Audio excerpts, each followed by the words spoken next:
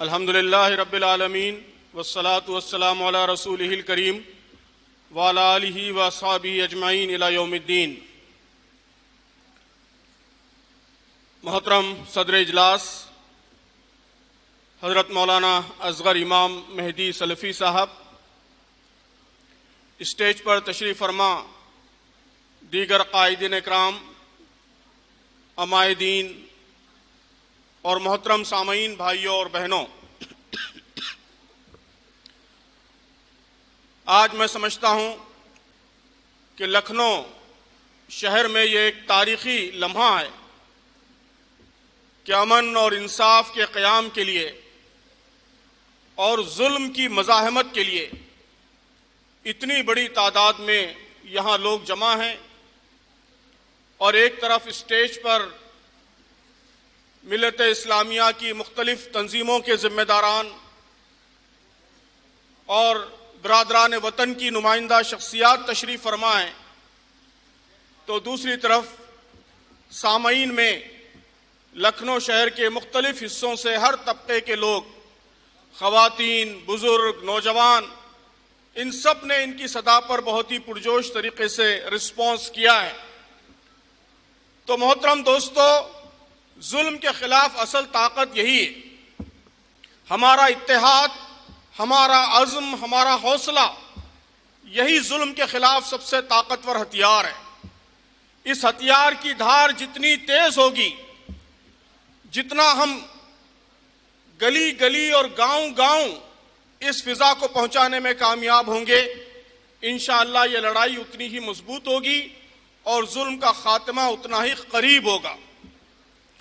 ملک کے حالات کیا ہیں، اس پر بہت تفصیل سے باتیں آئی ہیں، مجھے کچھ اور نہیں کہنا ہے، مجھے بس یہ بات کہنی ہے۔ میں نے گوہاٹی میں بھی، احمد آباد میں بھی یہ بات کہی تھی کہ یہ جو حالات ہیں کہ ملک کے لوگوں کے درمیان آپس میں نفرت پھیلانے کی کوشش، ہیٹ اسپیچز، سیاست دانوں کے ذریعے نفرت کا پرچار، بلکہ نفرت کو سیاسی کامیابی کی بنیاد بنانا، میں نے وہاں کہا تھا کہ یہ ایک سویلائزیشنل سوسائٹ کی علامتیں ہیں، تہذیبی خودکشی کی علامتیں ہیں۔ یہ اس بات کی علامت ہے کہ پورا سماج خودکشی کی طرف بڑھ رہا ہے۔ یہ میری آپ کی ذمہ داری ہے کہ اس ملک کو، یہاں کے سویلائزیشن کو، یہاں کے سماج کو اس خودکشی سے ہم روکیں۔ اگر آپ کے شہر میں یا گومتی ندی میں کوئی خودکشی کے لیے آتا ہے، چھلانگ لگاتا ہے، تو آپ کیا کرتے ہیں؟ آپ خاموش نہیں بیٹھتے، آپ آگے بڑھ کر اسے روکتے ہیں۔ یہ پاگل پن ہے، اور جتنے باشعور لوگ ہیں ان کی ذمہ داری ہوتی ہے کہ اس پاگل کو خودکشی سے روکیں۔ تو ہمارے ملک میں یہ جو حالات پیدا کیے جا رہے ہیں، یہ لوگ اس پورے ملک کو، پوری تہذیب کو خودکشی کی طرف دھکیل رہے ہیں۔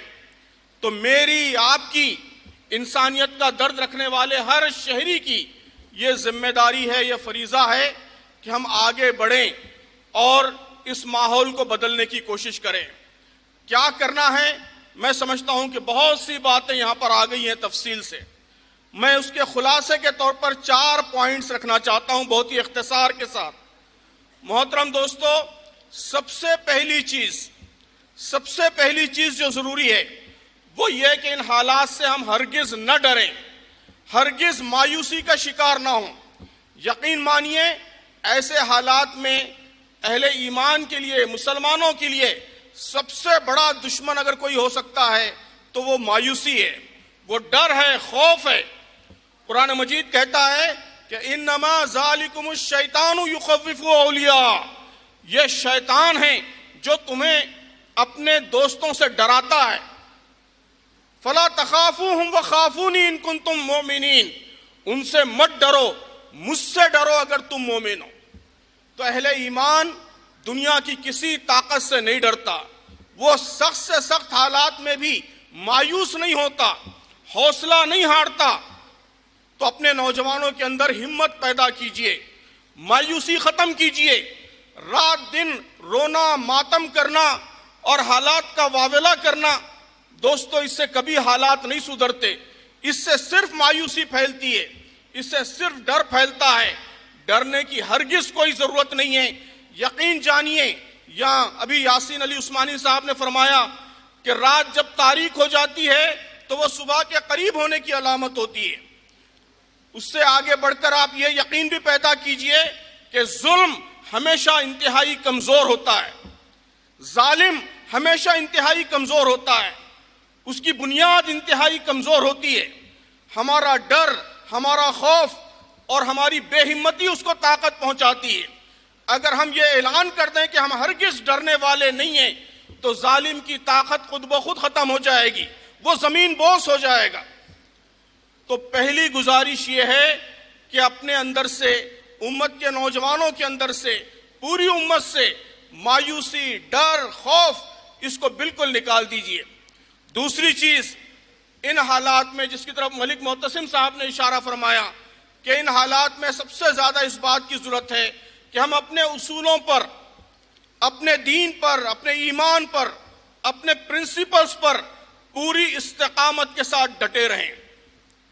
پرزیورنس is the most powerful form of resistance, کہ اس دنیا میں ظلم کی مزاحمت کے جتنے راستے ہیں اور جتنے طریقے ہیں اس میں سب سے طاقتور طریقہ استقامت ہے، کہ آدمی جب اپنے اصولوں پر اور اپنے پرنسپلز پر پہاڑ کی استقامت کی طرح، پہاڑ کی استقامت کے ساتھ ڈٹ جاتا ہے تو یہ ظالم کی اور ظلم کی سب سے بڑی مزاحمت ہوتی ہے۔ تو ہم اعلان کریں کہ ہم اپنے ایمان سے ایک قدم پیچھے ہٹنے والے نہیں ہیں، ہم اپنے اصولوں سے ایک ملی میٹر ڈیویٹ ہونے والے نہیں ہیں۔ ہم پہاڑ کی استقامت کے ساتھ ہر طرح کے حالات میں اپنے دین پر قائم رہیں گے، اپنے اصولوں پر قائم رہیں گے، اپنے پرنسپلز پر قائم رہیں گے۔ اللہ تبارک و تعالیٰ نے قرآن مجید میں فرمایا ہے کہ ایسے حالات انبیاء علیہ السلام کو بھی درپیش ہوئے۔ وَكَأَيِّن مِّن نَبِيٍّ قَاتَلَ مَعَهُ رِبِّيُّونَ كَثِيرٌ، اور نبیوں نے کیا کیا؟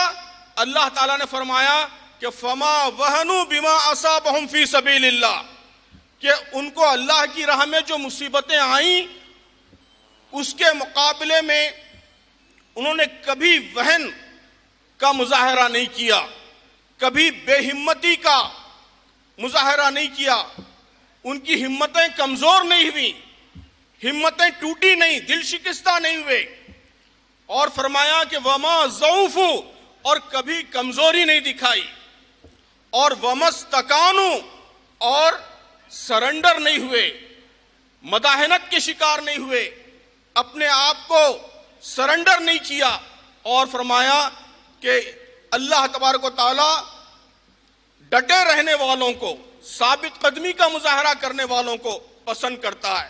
تو یہ چار باتیں جو اللہ تعالیٰ نے انبیاء کے حوالے سے کہی ہیں، انبیاء کے اسوے کے حوالے سے کہی ہیں کہ پست ہمت نہیں ہونا، فما وہنوا ومستکانوا، اور سرنڈر نہیں ہونا، مداحنت کے شکار نہیں ہونا، اور وما ضعفوا، کمزوری کا مظاہرہ نہیں کرنا، اور ثابت قدم رہنا، یہی موجودہ حالات میں ہمارے لیے اصل قرآنی نسخہ ہے، قرآن کی بتائی ہوئی شارع ہے جس پر ہمیں پوری استقامت کے ساتھ ڈٹے رہنا ہے۔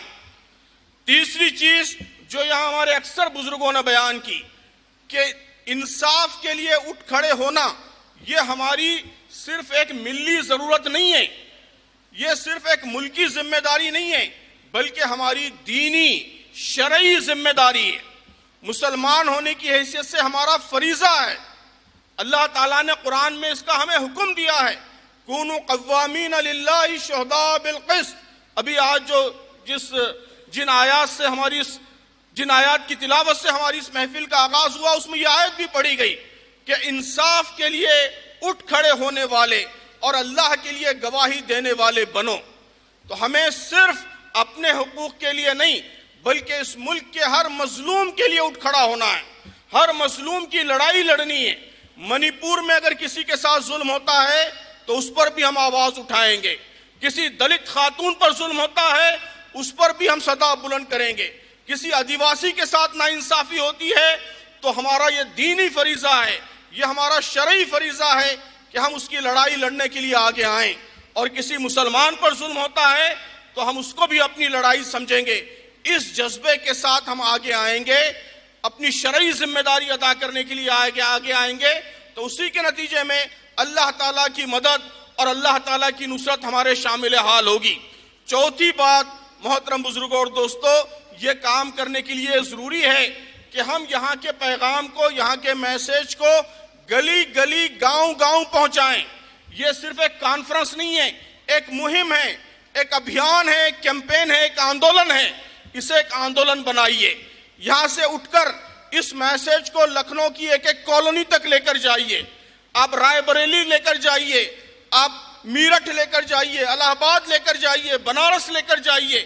کوشش کیجئے کہ یہاں جو فضا بنی ہے اتحاد کی، برادران وطن کے ساتھ اشتراک کی اور مل جل کر انصاف کے لیے لڑنے کی، وہ فضا اتر پردیش کے ہر شہر میں قائم ہو جائے۔ یہ کام آپ کو کرنا ہے، اور میری گزارش ہے، اپیل ہے کہ آپ اس پروگرام کو یہاں ختم مت کیجئے، بلکہ اس عزم کے ساتھ اٹھئے کہ اس پیغام کو اور اس آندولن کو آپ پورے اتر پردیش میں پھیلا دیں گے۔ آپ سب کریں گے یہ کام؟ کیا یہ پیغام، یہ آندولن اتر پردیش کے ہر شہر میں پہنچے گا؟ پہنچائیے، اسی سے تبدیلی آئے گی، اسی سے ظلم ختم ہوگا، اسی سے عدل قائم ہوگا۔ تو یہاں ساری ملی تنظیمیں انہوں نے اسی مقصد کے لیے شروعات کی ہے کہ ہم ملک کے گوشے گوشے میں مسلمانوں کو یہ پیغام دیں کہ موجودہ حالات میں صرف ماتم کرنا، صرف اس کی شکایت کرنا، اس پر ہم مطمئن ہو کر نہ بیٹھ جائیں، بلکہ حالات کو بدلنے کے لیے ہم اٹھ کھڑے ہوں۔ انشاءاللہ ہم سب آپ کے ساتھ ہیں اور ہم سب مل کر اس ملک کو ایک مثالی ملک بنائیں گے، اس لیے کہ یہ ہماری شہری ذمہ داری بھی ہے اور یہ ہماری دینی، مذہبی، اسلامی ذمہ داری بھی ہے۔ تو میں آپ سب کو مبارکباد دیتا ہوں اور امید کرتا ہوں کہ جس عزم حوصلے کے ساتھ اور بڑی تعداد میں آپ حضرات یہاں تشریف لائے، اسی حوصلے کے ساتھ اور اسی عزم کے ساتھ آپ اس مہم کو، اس آندولن کو پورے اتر پردیش میں پھیلانے میں ہماری مدد کریں گے۔ اللہ تعالی ہم سب کا حامی و ناصر ہو۔ بہت شکریہ۔